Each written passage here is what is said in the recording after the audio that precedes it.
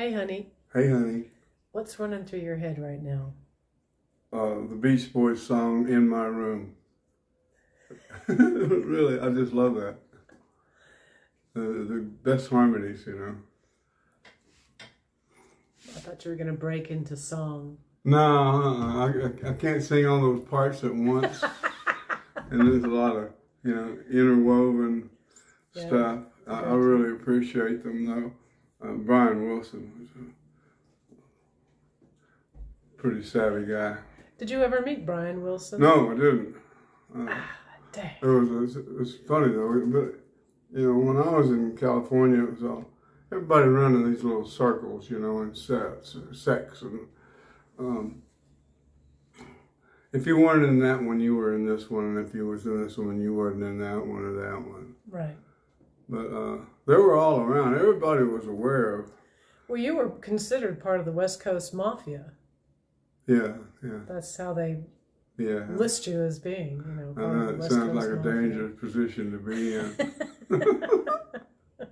You're targeted all the time. But you love it, don't you? No, Well, they just meant like, the top guys. Yeah. You, Leon Russell, Carl, Jim Gordon, and that's what they were talking about. Yeah.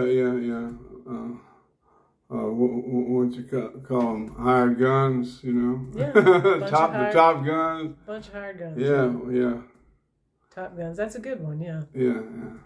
Well, we were fortunate enough a few minutes ago to walk right into, I don't know what you call it, migrating. What an incredible experience. What am I trying to think of? The monarchs. Yeah, monarch butterflies. And they were in two of our trees, thousands of them. And they were flying all around Coco and me. It was just an amazing experience. And one tree was absolutely full of them. I just had to go stand under it, And shake the tree a little. Well, I did. I had to shake the tree to see if there were as many as I thought were in that tree.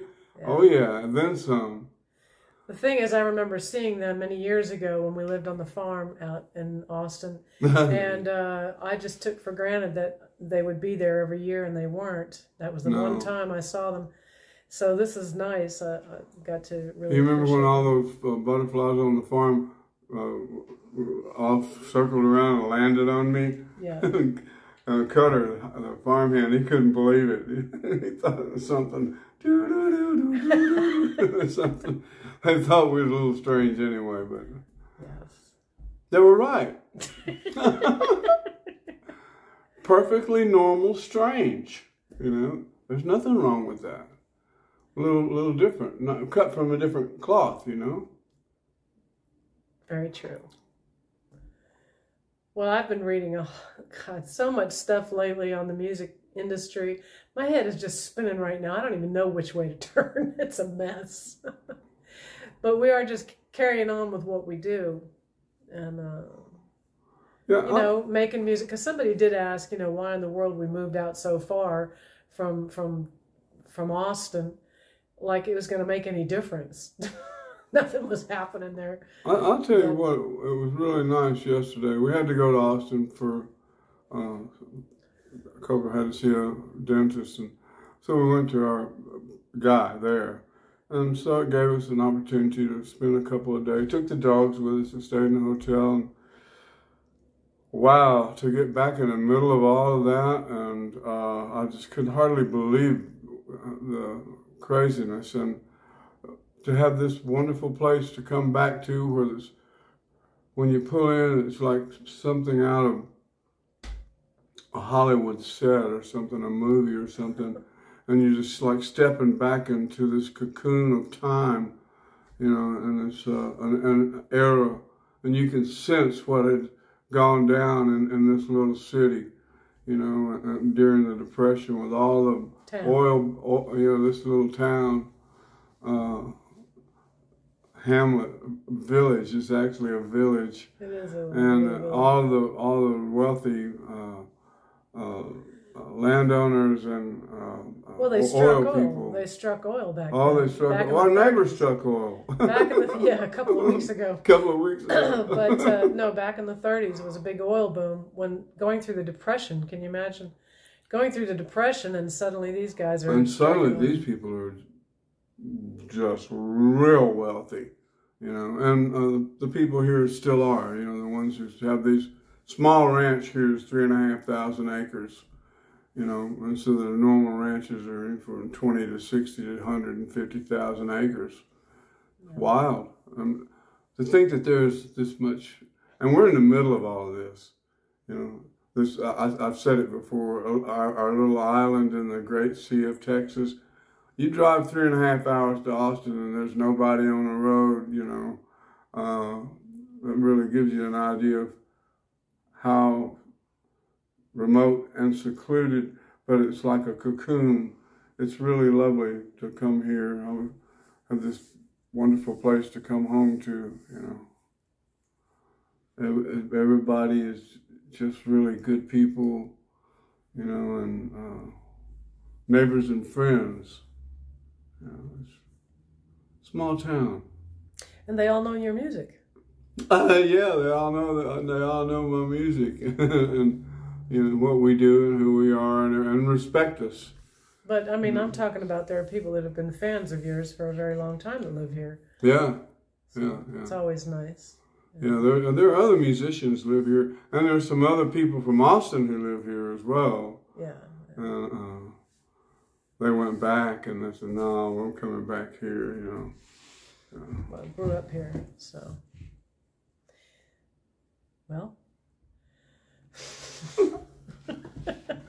A slip of the lip is known to sink a ship. But I believe to my soul, I finally got a winner slip. Mac Rabenak.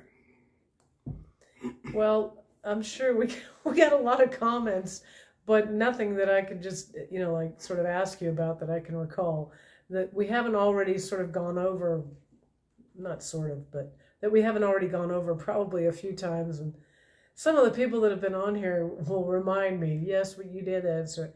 But somebody else may be asking the same question that they, you know, they hadn't seen older videos. So they repeat questions, and that's, you know, a bit... Yeah. It's annoying for the people that already know the answers to... So. Oh, so yeah. So they catch... You know, if I ask you the same questions about something, they're going to be like, Bobby, yes, Bobby answered that last. No, I've gotten that already. But I wouldn't answer the same thing twice. You know, I don't cover the same territory. Right. Not in the same way. That's just not how I operate. Well, somebody wanted to know about what you thought about Greg Allman and, you know, well, he's my daughter's godfather. I love Greg Allman. Really. We were friends and have total respect and admiration for him. That's it, you know. He was there when my daughter Ashley was born, so he was her godfather. Can you tell the story about that? It was in Macon, Georgia, and my first record with Capricorn came out that day. And the same day that Ashley was born? Yeah. Oh, wow. She came out the same day as my record.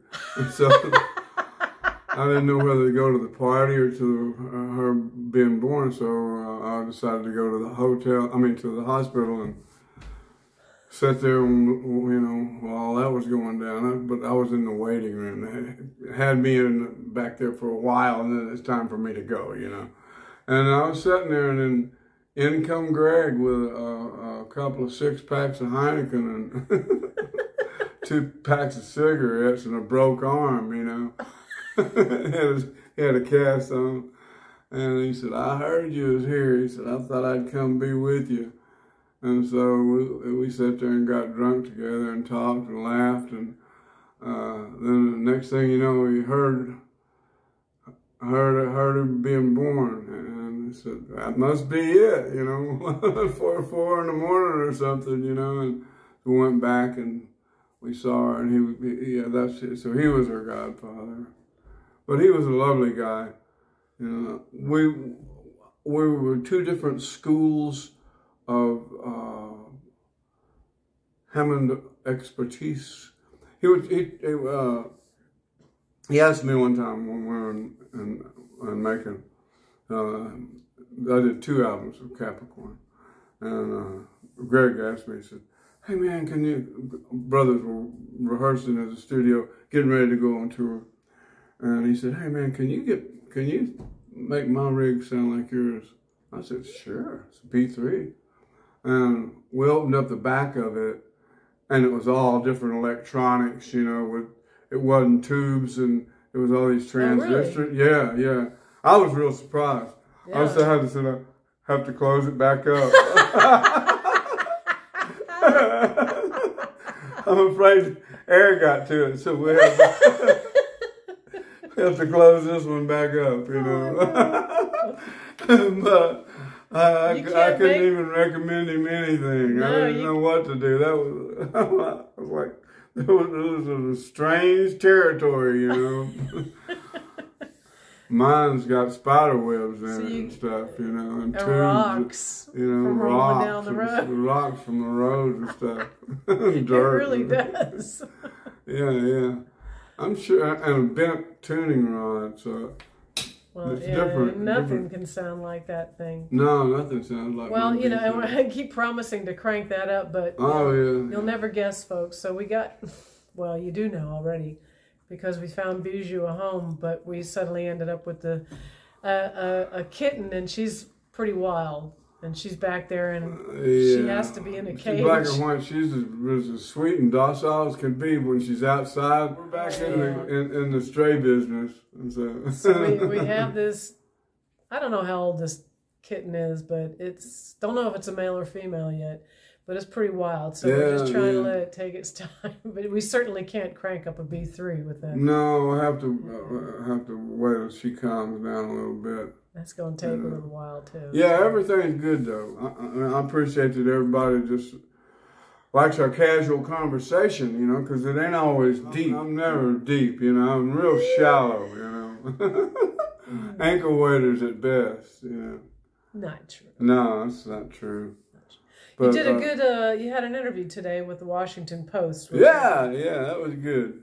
Let's hope they don't pull any funny ones on us. No, that's all right. He's a good man, and it was his second stab at it. You know. The first one didn't really work out so well, but you know, then he realized that I had written a book, and he read my book, and it used to be a prerequisite when I would do an interview that someone would read my book, because we start out on a different level of understanding and knowing who we are. And when he called today and it's like he was our friend, you know, and we deal with each other like, because he knows more about me, so it's like we can have a conversation that's not trial and error, more trial than error, let's hope. But yeah, that's real interesting. And I know when people are trying to corner me, but I'm not good at, you know, being...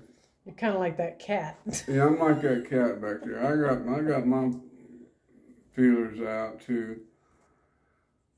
You know, but I can't talk about things that I don't know.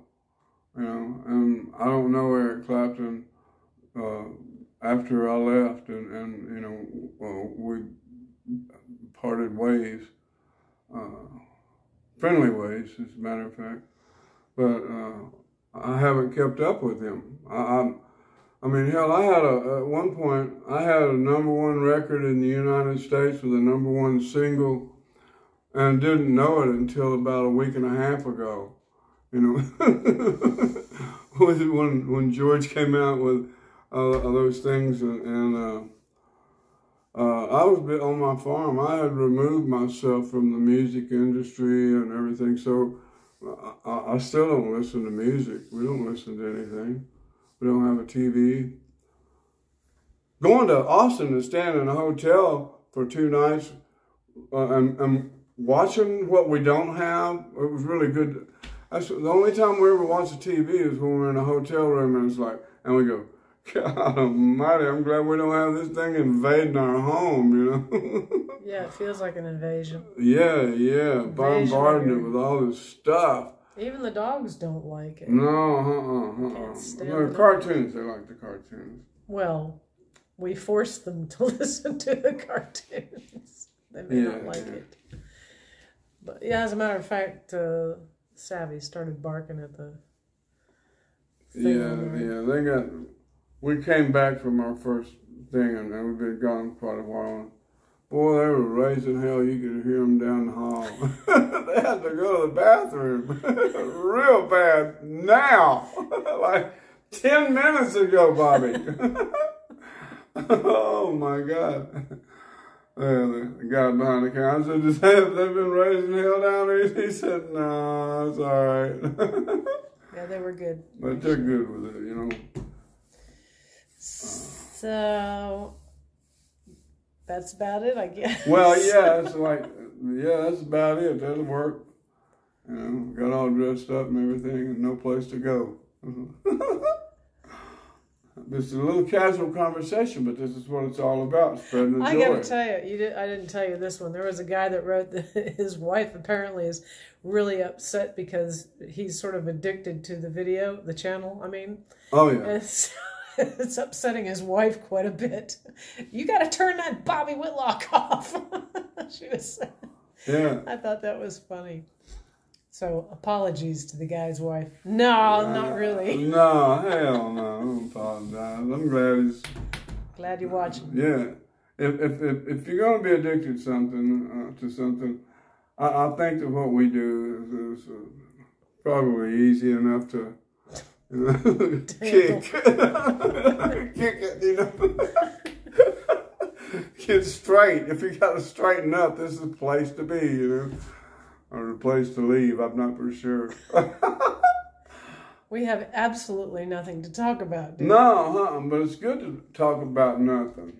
Oh, also, I wanted to mention to you that there are a few people mentioned the fact that your hair is growing out nicely, and they liked that. Yeah, well, I have to duck out of sight from time to time because it's generally a hair thing. You wanted your hair cut off. Yeah. I hated it, but you did it. Yeah,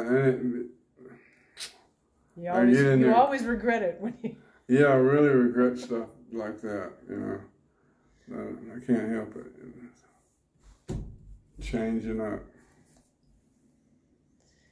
All right. Well, I think we'll just leave it at that. Yeah. Unless you can come up with something else ridiculous to talk about. Yeah. If anybody got any ideas, they want some questions answered, I'm happy to do that, you know. Well, subject matter is good. There have been questions. Some of them I'm avoiding because it's stuff we're trying to get past. So no politics, no religion. No, I'm not talking about that. All that kind of stuff. I'm talking about George's stuff and all that. Oh, yeah, that thing. God. Yeah. I'm afraid we won't be able to get past it. That's one we'll be dragging along for a while. All things must pass? All things must not pass. And then, except in the passing lane, you know. Oh, I know. Somebody did want to talk about one of George's other records, but it was one you didn't have anything to do with at all, so. No, what I did have to do was it called? I think it's called Brainwashed. No, I had nothing to do with that record. Yeah, so why would you? But as a matter of fact, I didn't even listen to it. I didn't even know it. Hell no. Sorry. The only ones, the one that he had after All Things was just a carryover of a lot of stuff. We had more material that we try some, buy some. Sue Me, Sue You blues, you know. Yeah, you were on a lot of. Yeah, I was on a lot of stuff on this. Living in the material world. The next one, and living in the material world. Gonna play the Sue Me, Sue You blues, and bring your lawyer, I'll bring mine. Get together, we could have a bad time. Da-da-da-da-da.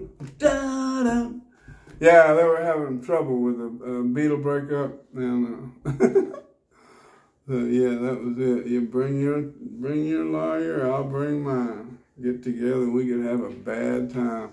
I'm gonna play those sue me, sue you blues. Oh, and one thing another one thing I wanted to mention was the fact that Donnie did actually say that Nicky Hopkins played on All Things Must Pass, and that was not true. That's no, he wasn't and nowhere that was near not a the slip studio. of the lip. It was, he said that. No, he didn't know. What he didn't know, I should have asked another one. They should have asked me. Nicky Hopkins was not in the building. And didn't, I mean, you even discussed it. I even asked George about him. He said, "No, we don't need him."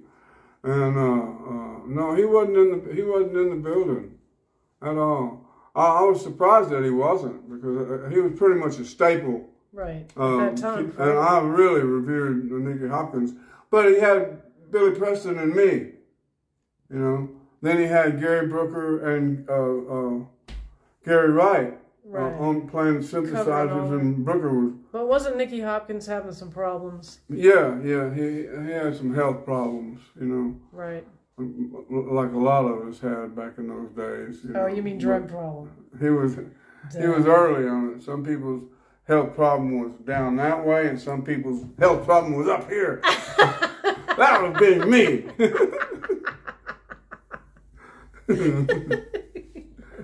Yeah.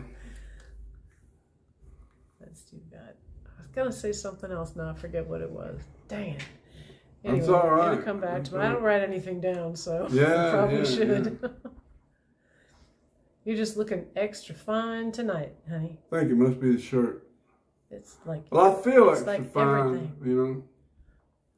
I do. I feel extra fine.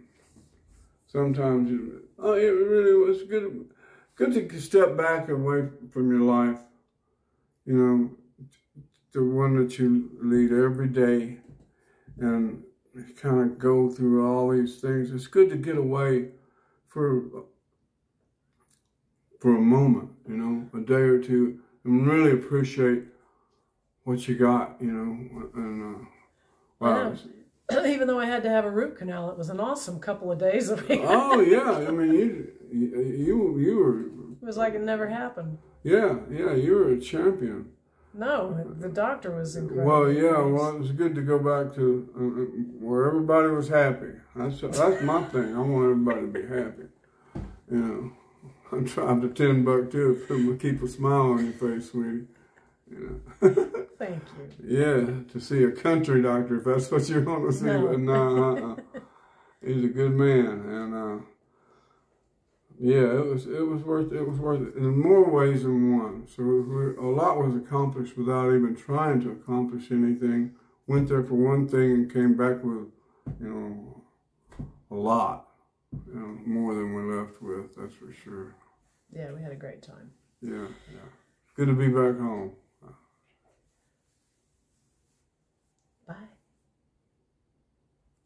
Oh, wait! Before I say goodbye, I saw the video with you and Eric when you did the Jules Holland show, Bell Bottom. Yeah. And I was surprised. It was like 645,000 views on this one particular one that I saw. Yeah. And anyway, it was really great seeing the people really enjoying that. I'm a mere shadow of myself from then. Yeah, it's really weird. You don't look anything the same. I mean, my life was in such a downhill spiral that my hair was curly tight to my head. You looked like I had a perm, you know. No, it's just I was like. I know we have talked trying about to be that. cool, you know, on the outside, on the inside. But no, that was a good growing time for me. In the middle of it, I don't know if you ever noticed or not, but Eric was singing with you, and then he tried to do one of those kind of growl things or something in the middle, and he stopped himself. Yeah. I never noticed that before. Yeah, sometimes you know he needed to do that. He was getting ready to sing, and he just stopped himself. Yeah, well. You have to look at it and see. Go. I'm a soul singer, you know. I'm a soul singer. Yeah. And I've always I'm not talking about just black music, but I'm a soul singer.